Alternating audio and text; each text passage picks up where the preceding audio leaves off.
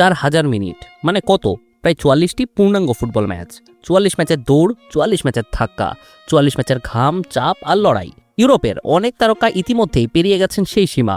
Club ফুটবলের marathon শেষে তারা নামবেন ফুটবলের সবচেয়ে বড় মঞ্চে। ফলে 2026 বিশ্বকাপে শুধু প্রতিভা নয়, ক্লান্তিও হতে পারে সবচেয়ে বড় প্রতিপক্ষ। যত টুর্নামেন্ট এগোবে তত বাড়বে অবসাদ, ইনজুরির ঝুঁকি আর পারফরমেন্সের ওঠানামা। তাই এবার হয়তো সবচেয়ে শক্তিশালী একাদশ নয়, সবচেয়ে গভীর ট্যাকটিক্সই পার্থক্য গড়ে দিতে পারে।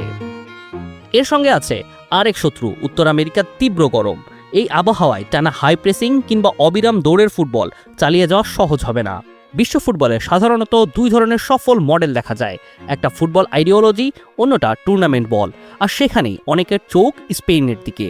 কম দৌড়ায়, কম শক্তি খরচ করে, প্রতিপক্ষকে ক্লান্ত করে। এটাকেই বলে ফুটবল আইডিওলজি মেথড। এক কথায় পজিশনিং ফুটবলের কমপ্লিট আদর্শ। এদের সাথে জার্মান ক্লাচ ফুটবলের নামটাও জুড়ে দিতে পারেন। এবার হতে যাচ্ছে এমন একটা বিশ্বকাপ যেখানে শক্তি বাঁচিয়ে রাখা গুরুত্বপূর্ণ হবে, সেখানে এই স্টাইলই হয়ে উঠতে পারে সবচেয়ে বড় সুবিধা। আর টুর্নামেন্ট বল মেথডে আছে ফ্রান্স বা পর্তুগালের মতো দল, যারা পরিস্থিতি অনুযায়ী নিজেদের বদলে নেয়, কখনো রক্ষণাত্মক, কখনো সরাসরি আক্রমণাত্মক। তাদের লক্ষ্য একটাই, ম্যাচ ফলাফল। এটাকে বলে টুর্নামেন্ট বল। তবে আধুনিক বিশ্বকাপের সবচেয়ে ভয়ঙ্কর সূত্রটা হয়তো দেখিয়েছে আর্জেন্টিনা, অর্থাৎ সেই হাইব্রিড ফুটবল মডেল। 2022 সালে আর্জেন্টিনা দেখিয়েছে সেই নতুন পথ। সবকিছুই করতে পারে এমন হাইব্রিড মডেল এখন সবচেয়ে কার্যকর অস্ত্র, কারণ বিশ্বকাপের প্রতিটি ম্যাচ এক এক রকম পরীক্ষা।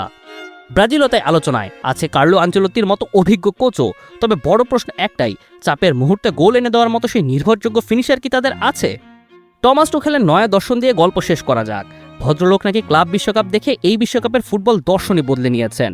তার ধারণা, যার সেট পিস যত শক্তিশালী হবে সেই এবারে সবচেয়ে এগিয়ে।